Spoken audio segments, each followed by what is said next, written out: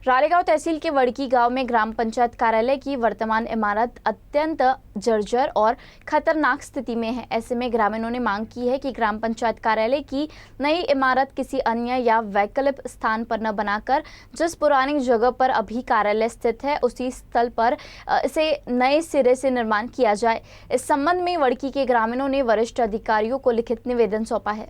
ग्रामीणों का कहना है कि यदि ग्राम पंचायत की नई इमारत पुरानी जगह के बजाय किसी अन्य स्थान पर बनाई जाती है तो इससे गांव वासियों को भारी असुविधा का सामना करना पड़ेगा।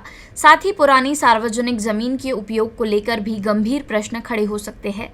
ग्रामीणों ने इसे प्रशासनिक लापरवाही और अनावश्यक देरी का उदाहरण बताया।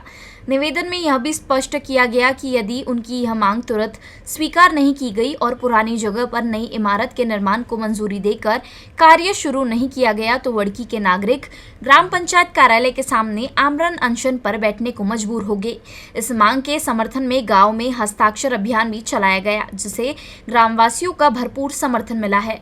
पूरे गांव की एक मुख्य मांग है कि वड़की ग्राम पंचायत की नई इमारत हर हाल में पुरानी जगह पर ही बनाई जाए। ग्रामीणों ने प्रशासन से इस मुद्दे पर तत्काल हस्तक्षेप करने की अपील की है।